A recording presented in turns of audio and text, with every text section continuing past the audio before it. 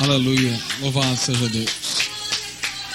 Meus amados irmãos, na sexta-feira passada eu cheguei aqui com a pretensão de pregar sobre 3 temas apoiado no livro de Eclesiastes. Não consegui passar do primeiro, concluí o meu primeiro objetivo, mas ficaram faltando 2 temas a serem abordados.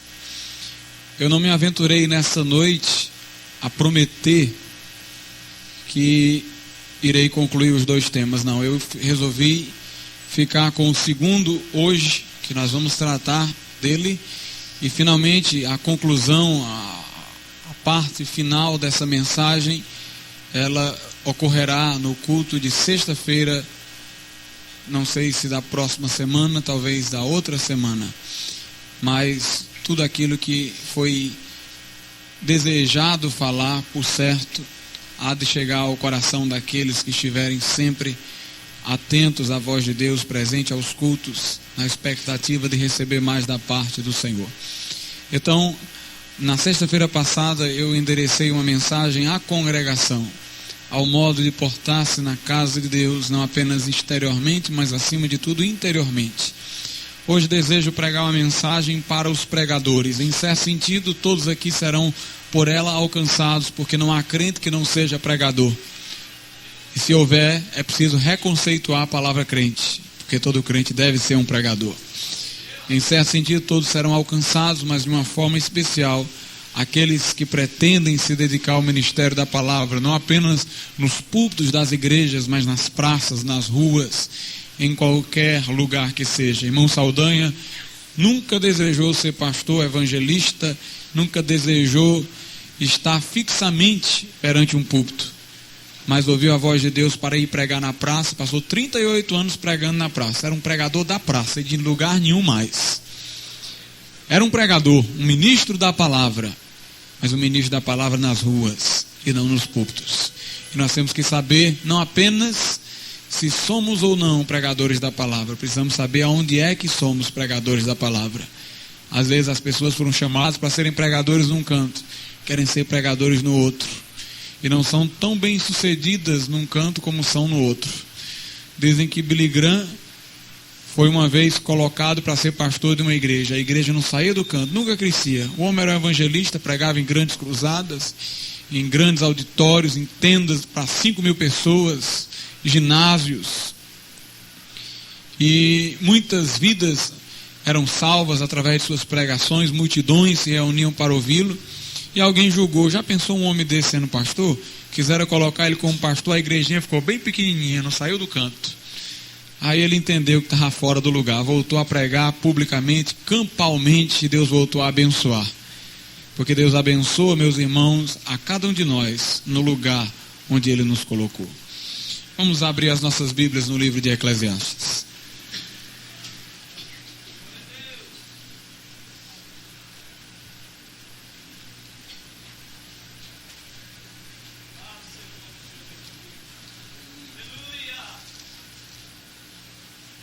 Eclesiastes, capítulo de número 7.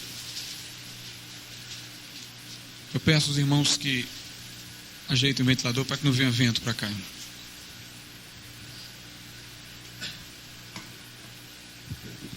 Eclesiastes capítulo 7, do versículo de número 23 até o versículo de número 29. Os irmãos, ao lerem o texto referido, mantenham suas Bíblias abertas, porque nós vamos ler muitos outros versículos, mas como eu tive que selecionar um para principiar, ou uns para principiar, o fiz separando esse que vai do versículo 23, esse texto que vai do versículo 23 ao versículo 29. Tudo isto experimentei pela sabedoria e disse: tornar-me-ei sábio, mas a sabedoria estava longe de mim. O que está longe e muito profundo, quem o achará? Apliquei-me a conhecer e a investigar e a buscar a sabedoria e meu juízo de tudo, e a conhecer que a perversidade é insensatez e a insensatez loucura.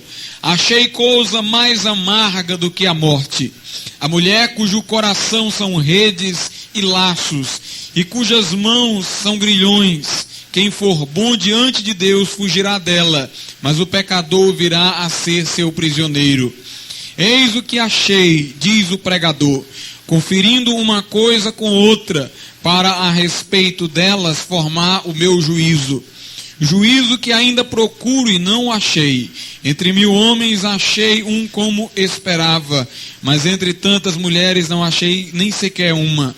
Eis o que tão somente achei, que Deus fez o homem reto, mas ele se meteu em muitas astúcias. Eu queria reler apenas o versículo de número 37, que é o centro do texto lido agora. Eis o que achei, diz o pregador, conferindo uma coisa com outra, para a respeito delas formar o meu juízo. Podeis assentar.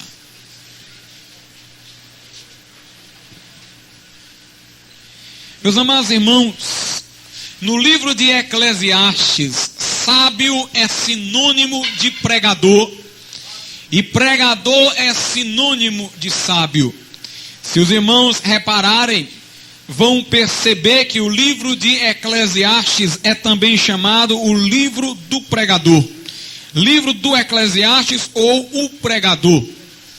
Neste livro, em diversas passagens, Salomão, o seu autor, tido como o sábio, diz determinadas coisas e então coloca em seguida a expressão, diz o pregador. Das vaidades, tudo é vaidade, diz o pregador. Portanto, o livro de Eclesiastes coloca como sinônimo de sábio, pregador, e como sinônimo de pregador, sábio.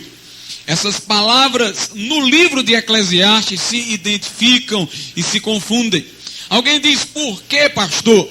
Porque segundo a perspectiva bíblica, ninguém é sábio para si, se é sábio para ensinar os outros. E ninguém deve ensinar os outros caso não seja sábio. Neste mundo, existem pessoas que procuram o saber, não debaixo do temor de Deus, por isso nunca encontrarão, porque o temor do Senhor é o princípio da sabedoria.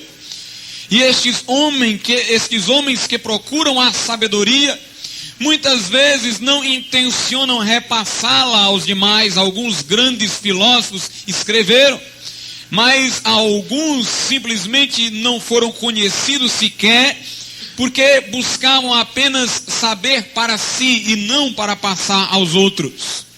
Mas, meus amados irmãos, nós não buscamos saber apenas para nossa autossatisfação.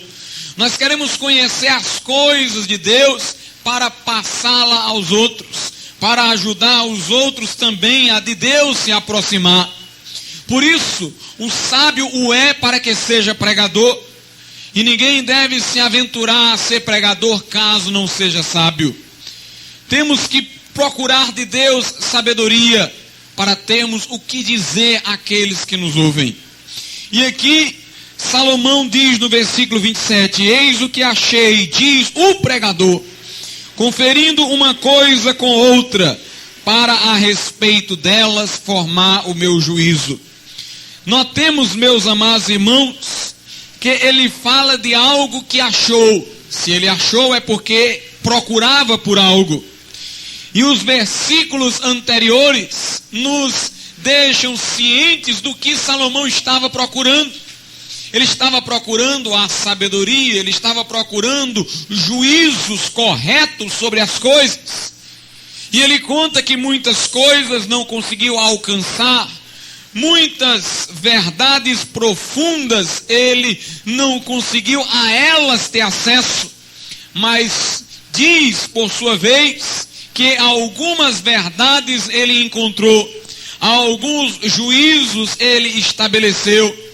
Procurar a sabedoria, meus amados irmãos, é procurar a formulação de juízos corretos sobre as coisas. Alguém diz, pastor, o que é juízo? Existe em lógica algumas expressões que nós precisamos com elas nos familiarizar. Existe a expressão conceito, a expressão termo e a expressão juízo. O conceito é a representação que você faz na mente de qualquer coisa que porventura você enxergue, você veja.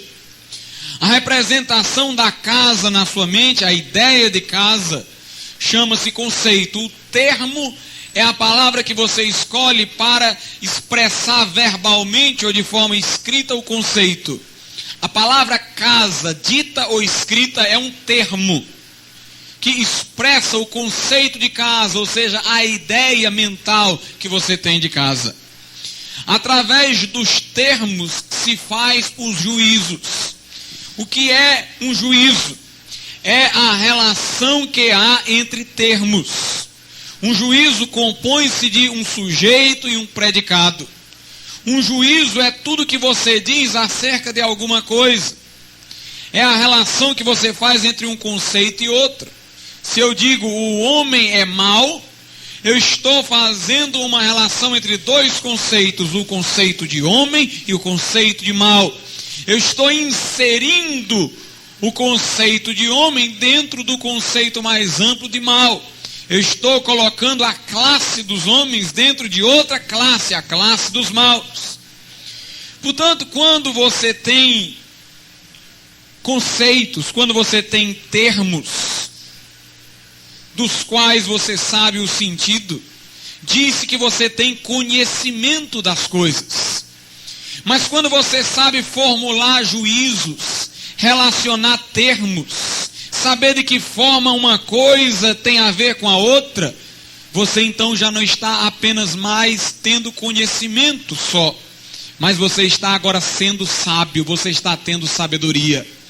Conhecer é saber o que são as coisas, é portanto ter conceito delas, é saber definir os termos. Mas, meus amados irmãos, sabedoria é saber a relação que há entre uma coisa e outra.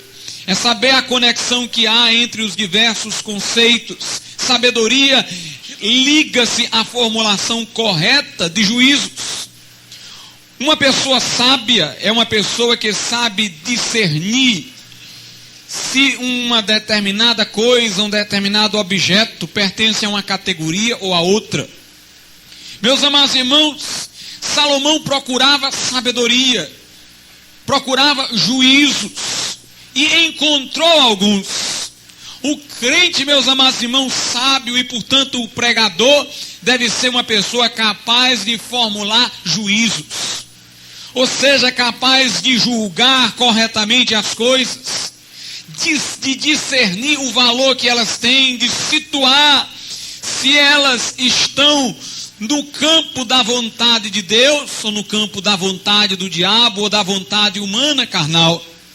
Ele precisa saber se um fenômeno novo que surge de Deus procede do inimigo ou das invenções humanas. Meus amados irmãos, formular juízo é discernir a origem das coisas, a procedência, a natureza. É saber se algo é pecado ou não é pecado. É saber se naquela circunstância determinada uma coisa deve ser feita ou não deve ser feita. O pregador, o ministro de Deus, ele deve ser um formulador constante de juízos, porque as novidades doutrinárias estão surgindo incessantemente. As heresias nascidas no inferno estão sendo difundidas sobre a terra a todo momento. E o pregador tem que ser capaz de discernir se ele está diante de uma verdade de Deus ou se ele está diante de uma heresia. Portanto, meus amados irmãos, o pregador, o sábio, deve ser uma pessoa de discernimento espiritual. O apóstolo Paulo diz na carta aos Coríntios que o que é espiritual, o homem espiritual, discerne bem todas as coisas, enquanto que ele mesmo por ninguém é discernido. Ninguém sabe defini-lo, ninguém sabe entendê-lo, porque ele está tão atento à voz de Deus. Meus amados irmãos, que tudo que ele faz está sob a direção de Deus, sob a égide do Espírito Santo. E assim como Deus é imprescrutável, ele também o é, porque segue em tudo as determinações de Deus, que são inatingíveis pelo homem comum. Assim como o homem não sabe por que Deus quer uma coisa e quer outra, não sabe por que o espiritual foi para lá e não para cá. Porque a dificuldade que o homem comum tem de entender a Deus passa para o homem espiritual. Ele também tem dificuldade de entendê-lo, porque o homem espiritual anda com Deus, segue os padrões de Deus. Era difícil de entender por que Jesus, ao ser batizado, foi para o deserto. Muitos de nós pensaríamos, ele recebeu o Espírito Santo, há de começar o seu ministério, vai entrar na cidade pregando. Em vez disso, foi isolar-se. Meus amados irmãos, quem recebe revestimento do Espírito, recebe para ir pregar.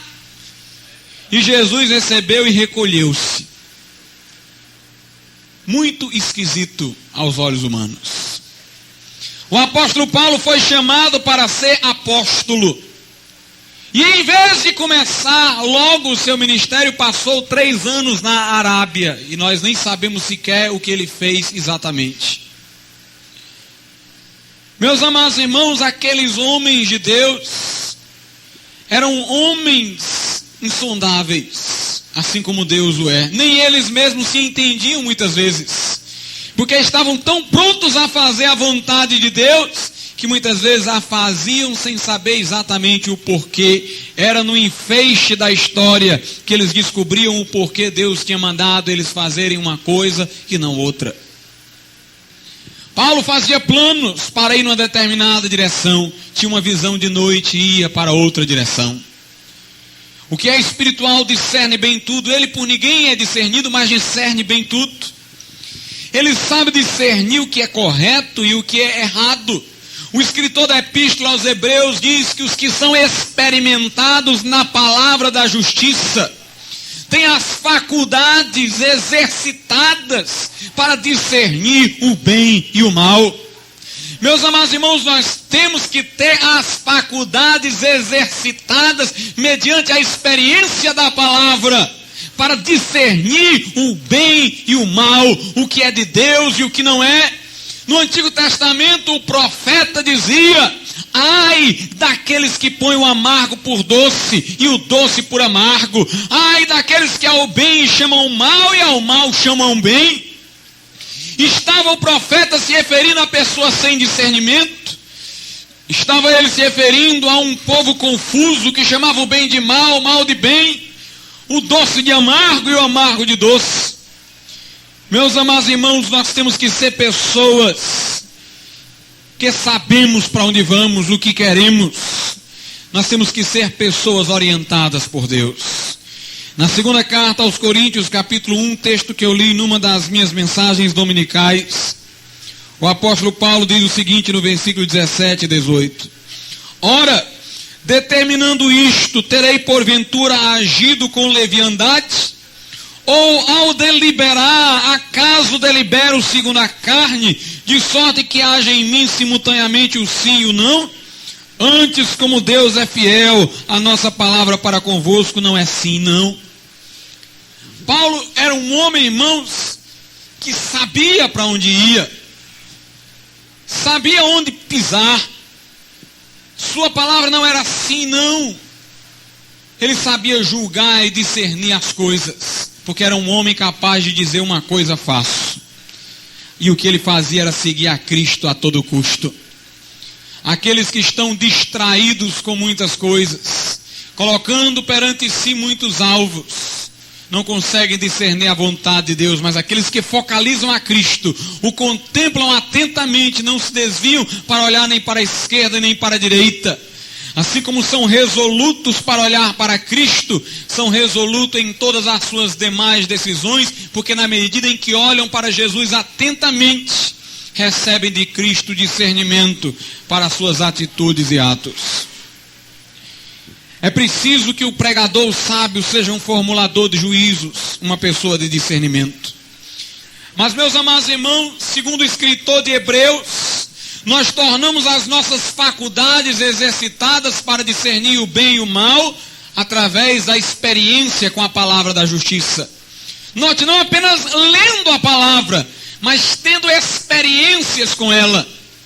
Nós falamos geralmente em experiências com Deus, mas é preciso nós sabermos que não há experiência com Deus à parte da palavra. É a palavra de Deus que veicula o nosso acesso a Deus, que abre-nos o caminho para Deus. Deus a nós se revela por intermédio de sua palavra. Experimentar a palavra é experimentar a Deus nela, ou experimentar Deus por intermédio dela.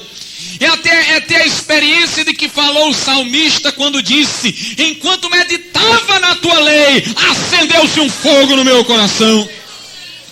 Não basta lei, irmãos, tem que ter este fogo acendendo no íntimo.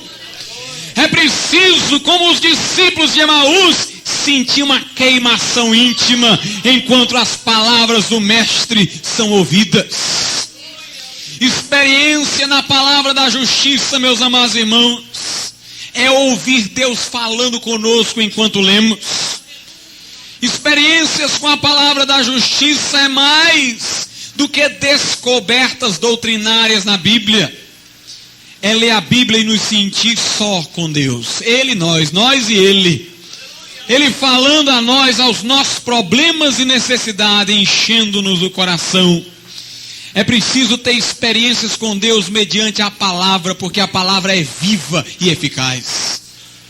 Os que têm experiências na palavra têm as faculdades exercitadas para discernir tanto o bem como o mal.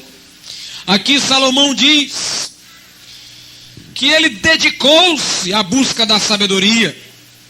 Meus amados irmãos, ninguém pode alcançar sabedoria, ninguém pode atingir o discernimento, formular corretos juízos, se não estiver disposto a procurar, a dedicar tempo a uma vida devocional, a uma vida espiritual.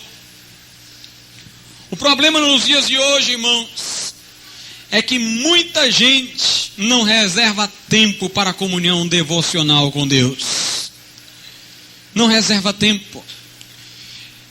Eu não estou aqui defendendo que a pessoa, por exemplo, deva deixar de trabalhar, ou deva deixar os afazeres cotidianos, sem nunca fazê-los, para dedicar-se inteiramente à contemplação, como pensavam os monges medievais.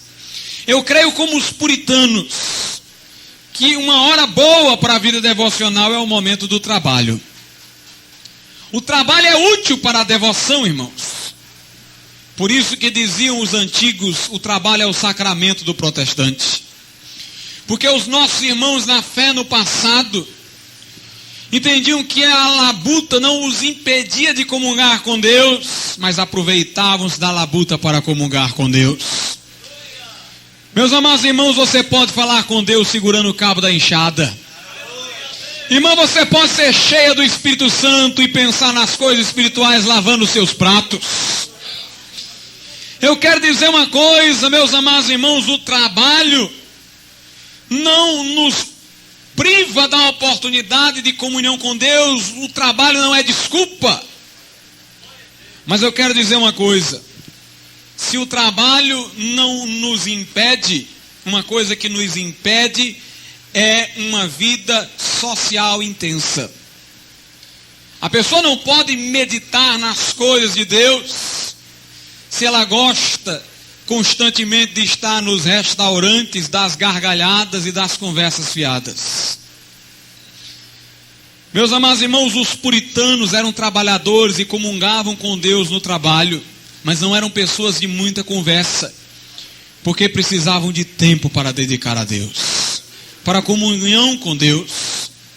Tomás de Kempis, no seu livro A Imitação de Cristo, ele diz uma coisa muito acertada, ele diz: é impossível ao homem conversar muito sem se desviar de conversas sadias. Ele diz: se alguém quer conversar o que é bom, converse pouco.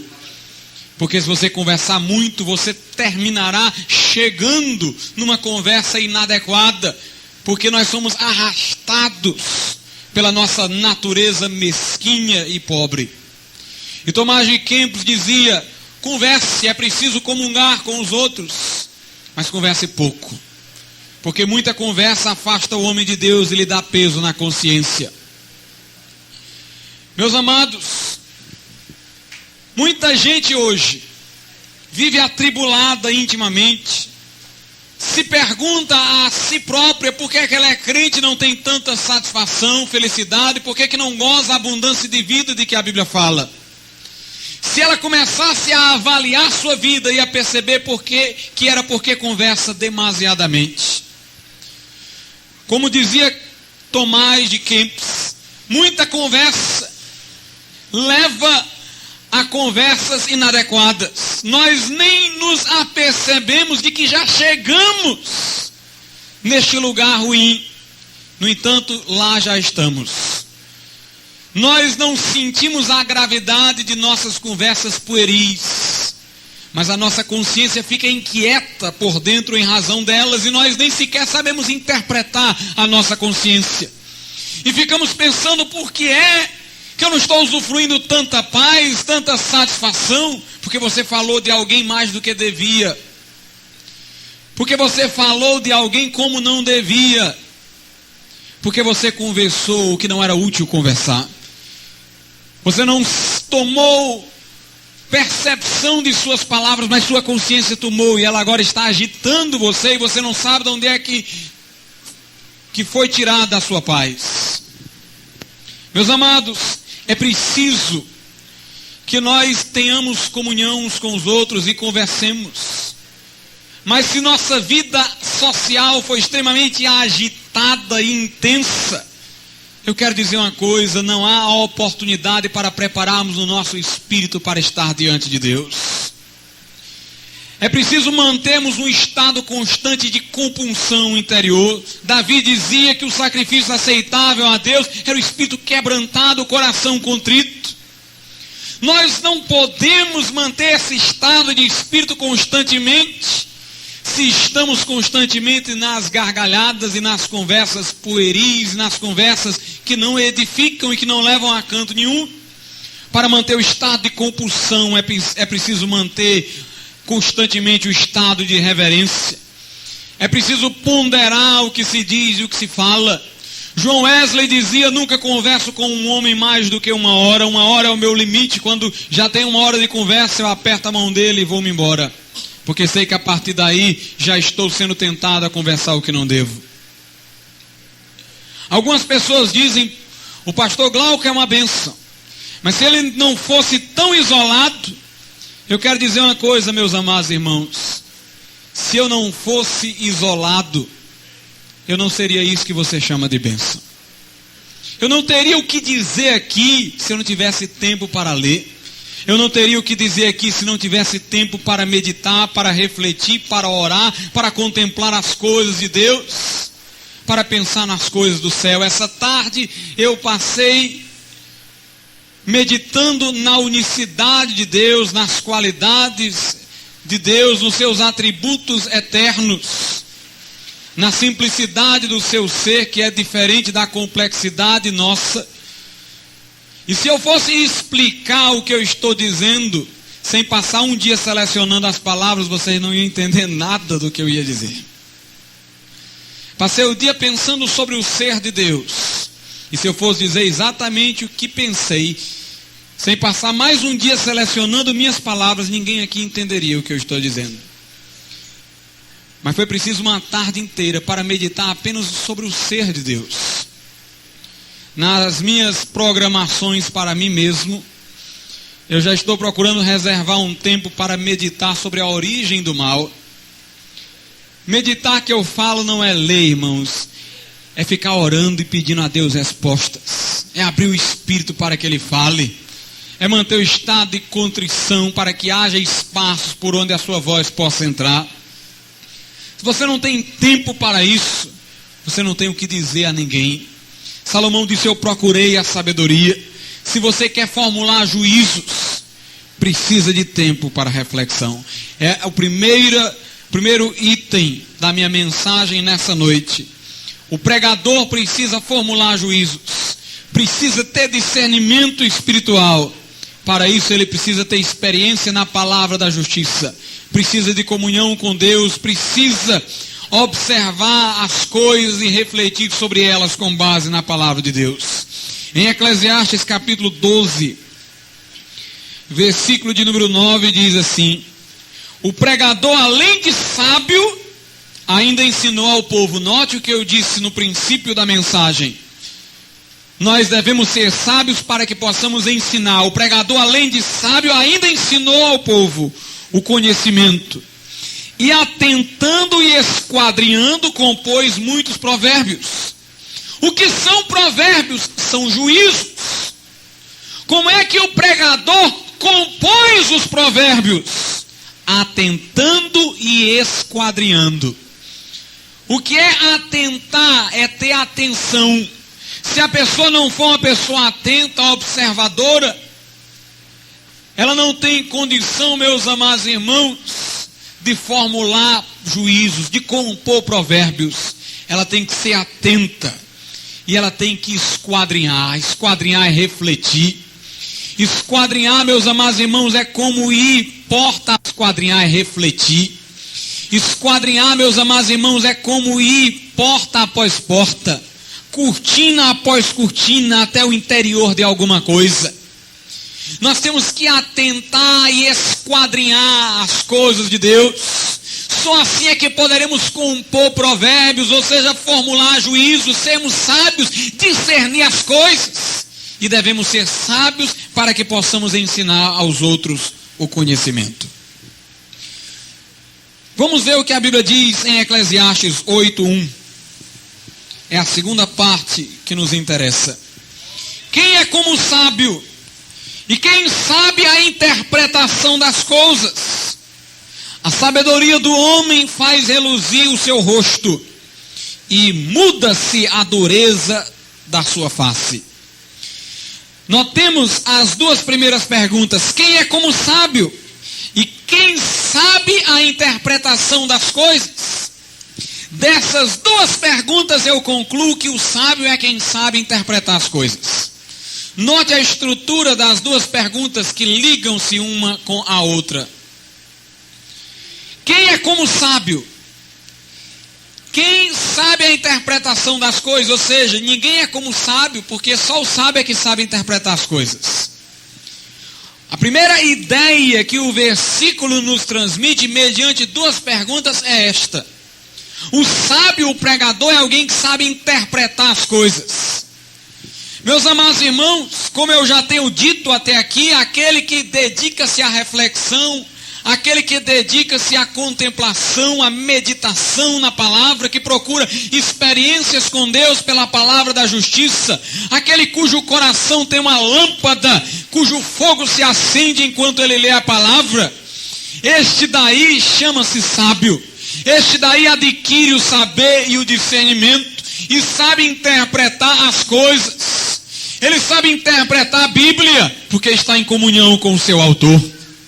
Para sabermos o sentido dos versículos, o que se requer de nós não é conhecimento de geografia bíblica, do contexto histórico da época. O que se requer de nós é que tenhamos a mente do Espírito conosco. O que se requer de nós é que saibamos o que estava na intenção do Espírito quando o autor da Bíblia a redigiu. O que eu quero dizer é que você pode estudar gramática, história, geografia e procurar perquirir os sentidos das frases que estão na Bíblia, mas você não terá garantia de acertamento, a não ser que você saiba o que estava no coração de Deus quando essas palavras foram escritas. As palavras têm diversos sentidos. As frases podem ser interpretadas de diversos modos, mas há uma maneira certa de entendê-las.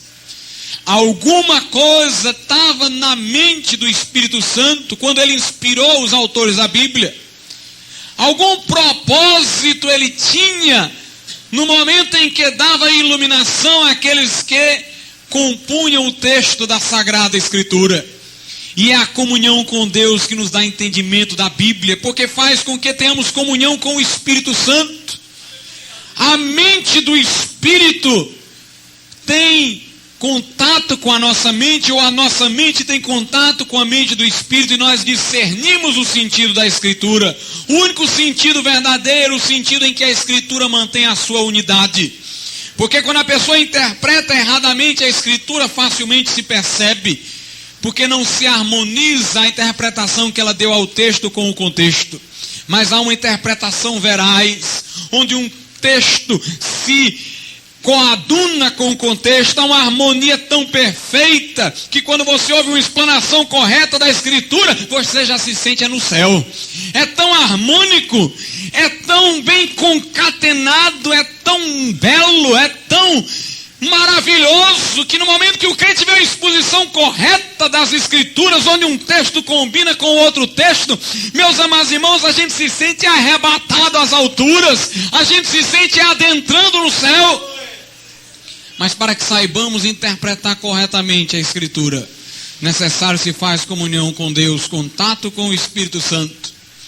Aquele que é sábio não apenas discerne o sentido da Escritura, mas ele discerne pela Escritura o sentido das coisas. Como eu já tenho dito, ele sabe julgar o que é de Deus e o que não é. Ele prova os espíritos e sabe se vem de Deus. Mas a segunda coisa que fala-se acerca do sábio no versículo 1 de Eclesiastes 8 é isso: a sabedoria do homem faz reluzir o seu rosto.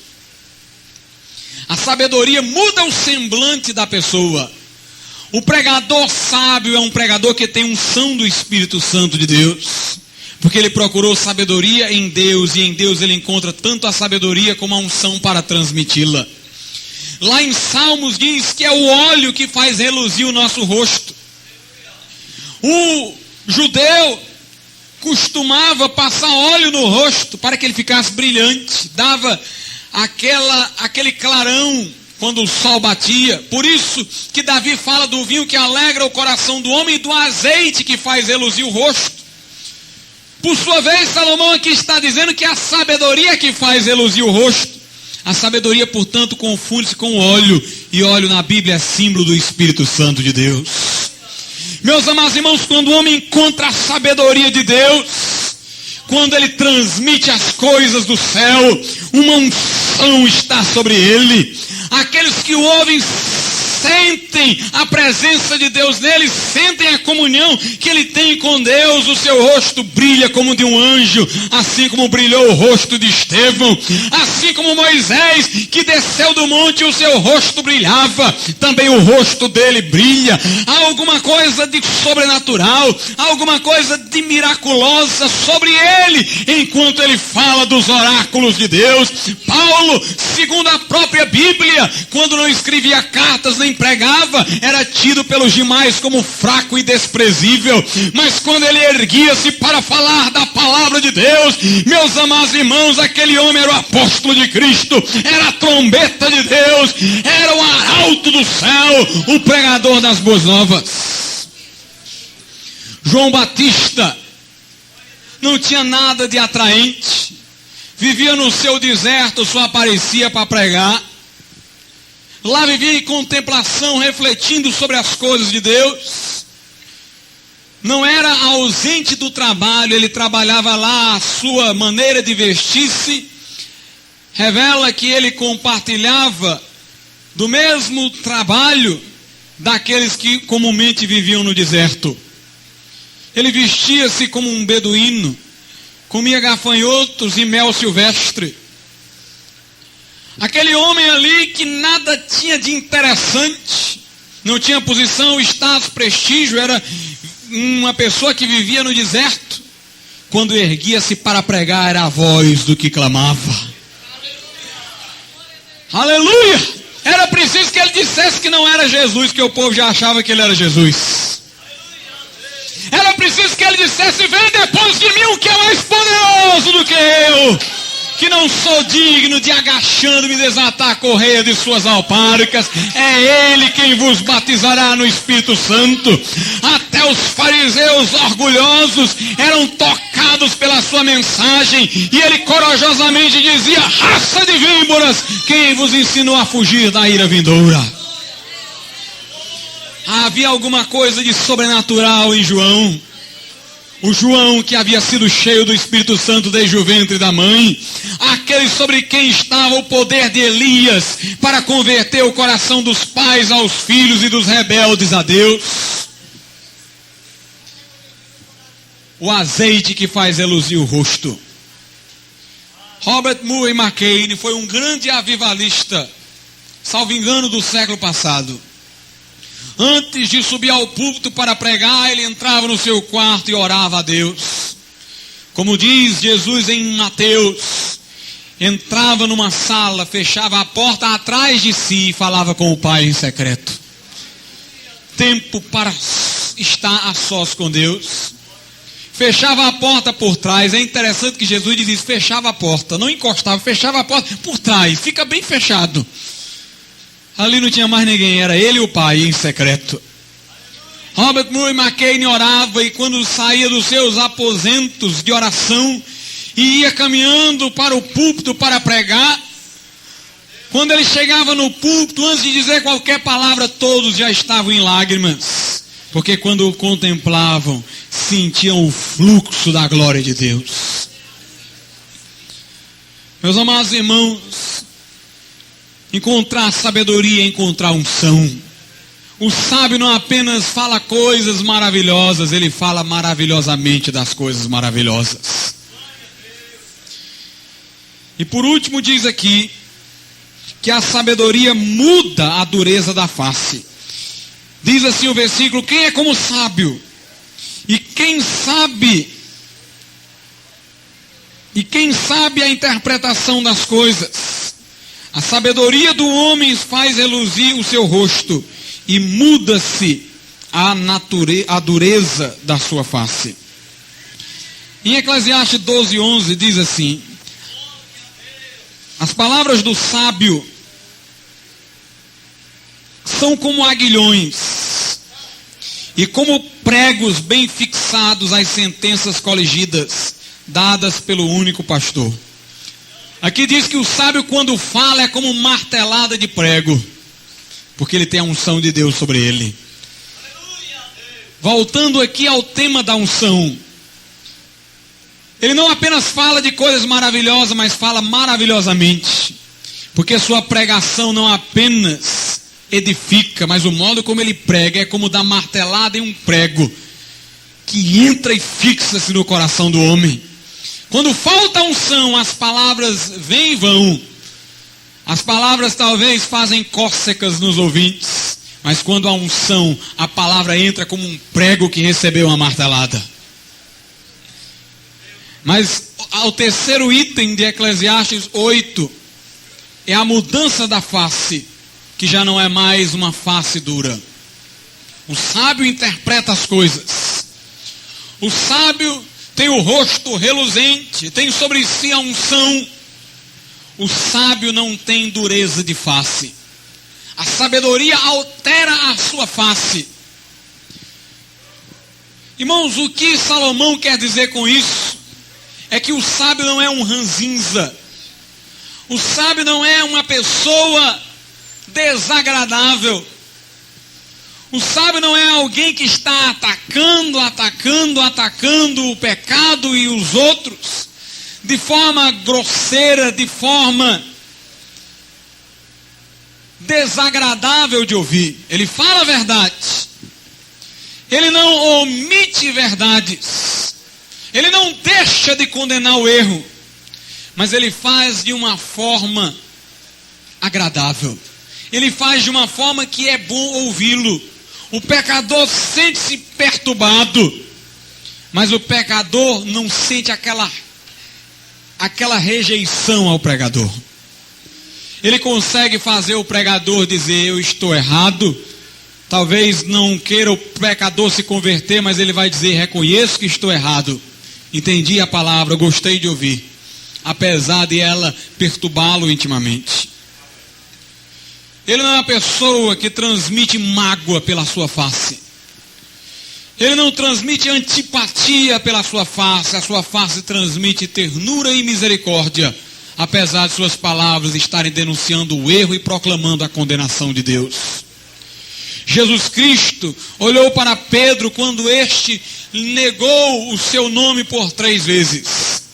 Quando Jesus olhou para Pedro, Pedro não sentiu-se condenado.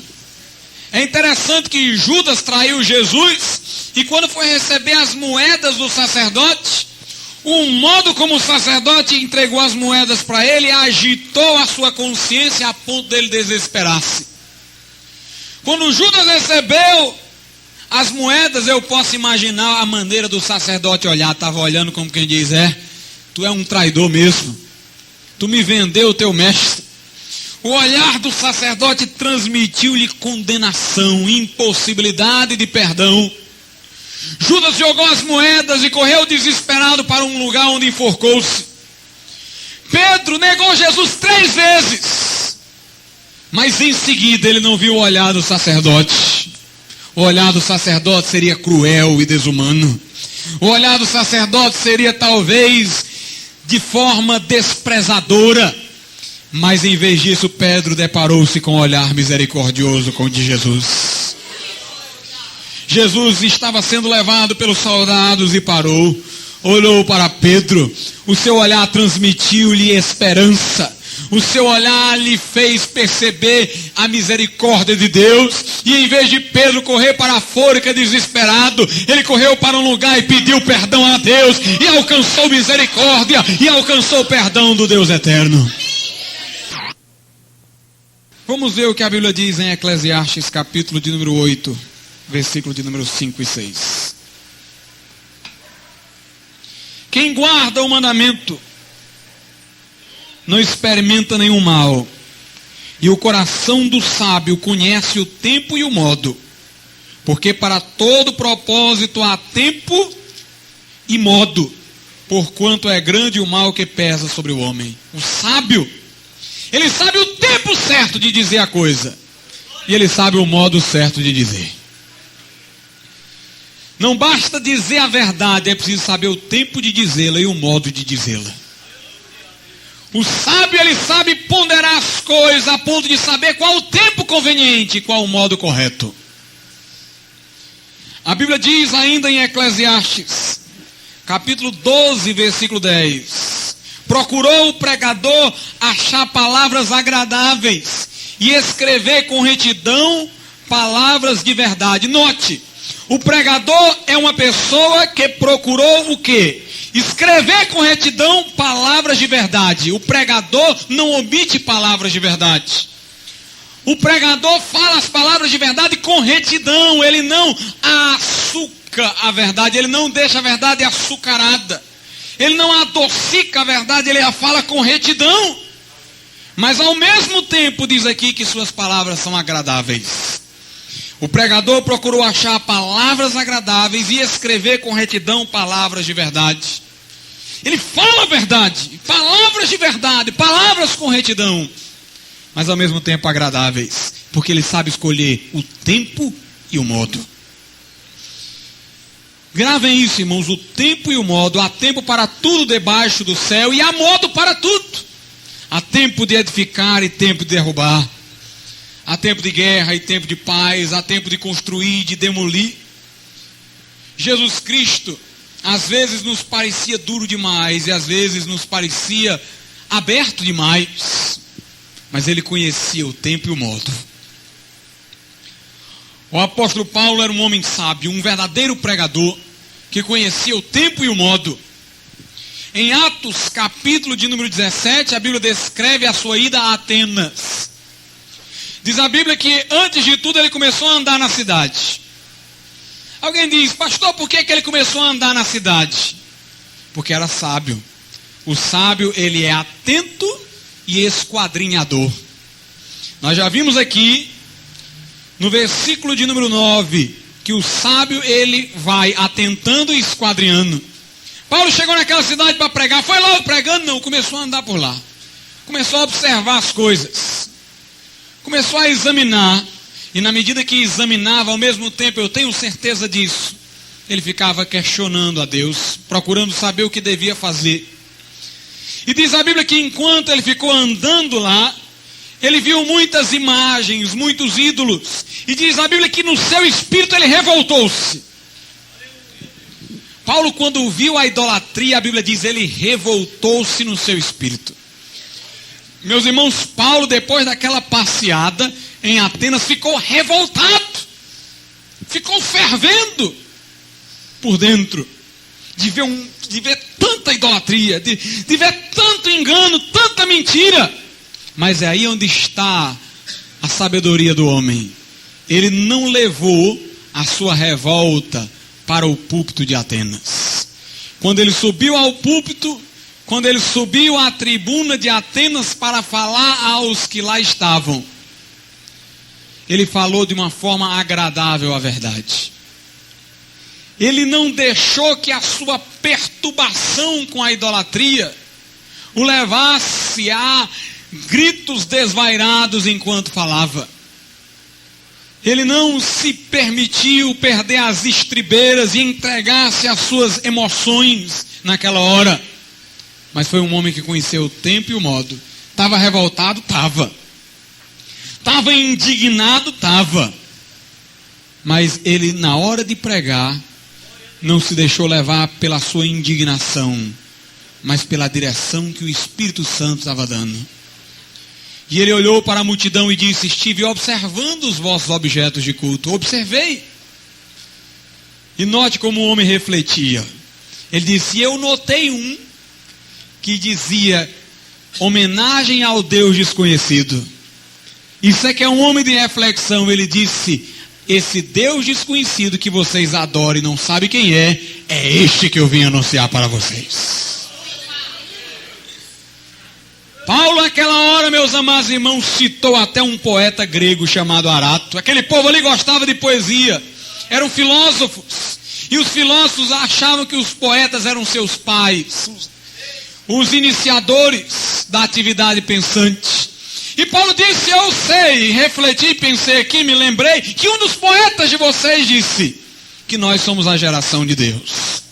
Se, pois, somos a geração de Deus, se foi Ele que nos gerou, como é que a gente vai fazê-lo através de imagem de escultura? Como é que a gente vai criá-lo se foi Ele que nos gerou?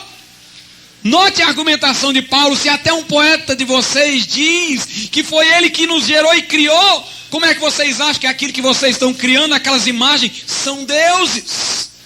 Se Deus é quem nos cria, até um poeta de vocês reconhece isso. Meus amados irmãos, que sabedoria. Pessoas se converteram naquele dia. A pregação foi tão gloriosa que Lucas registrou a pregação na Bíblia. Eu estive falando com o irmão Fernando da Igreja de Cristo dias passados. E eu disse: irmão Fernando, nós estamos precisando de pessoas que tenham o sentimento certo e a pregação certa. E Paulo era um homem destes. Ele tinha o sentimento certo e a mensagem certa. Quando ele entrou em Atenas, ele tinha que se revoltar. Se ele entrasse ali, ficasse olhando para aquilo ali e dissesse: como é bonita essa estátua, ficasse admirando o lado artístico daquela idolatria, meus amados irmãos, ele era um homem que não teria o sentimento certo. Mas ao mesmo tempo, se ele tivesse levado sua indignação para a mensagem, ele não teria pregado a mensagem certa. Hoje em dia nós encontramos pessoas que denunciam o mal, mas não sentem o horror do mal. São pessoas que não estão nem aí para o caminho ou descaminho da igreja. São pessoas que não estão gemendo por ver a apostasia crescer. São pessoas, meus amados irmãos, que se dizem profetas como Jeremias, mas ainda não escreveram o seu livro de lamentações. Existem pessoas hoje que não sentem o peso de Deus pela heresia solta no meio do mundo. E quando chegam nos púlpitos, falam como profetas de Deus, denunciando todos os males, dos quais eles não sentem o horror. Por outro lado, existem pessoas que sentem o horror do mal, ficam indignadas, mas trazem toda essa carga para a sua mensagem. E no final torna-se mais uma agressão e nenhuma orientação para que as pessoas de Deus se aproximem. É preciso homens como Paulo, É preciso homens como Jeremias, que tem o livro da profecia e o livro da lamentação. É preciso homens como Paulo, que sintam a indignação pelo pecado. Paulo fervia, irmãos. Mas na hora de pregar, não era hora de colocar suas emoções para fora. Era hora de anunciar o reino de Deus. Quantas vezes eu fico em casa indignado com certas coisas que tenho visto.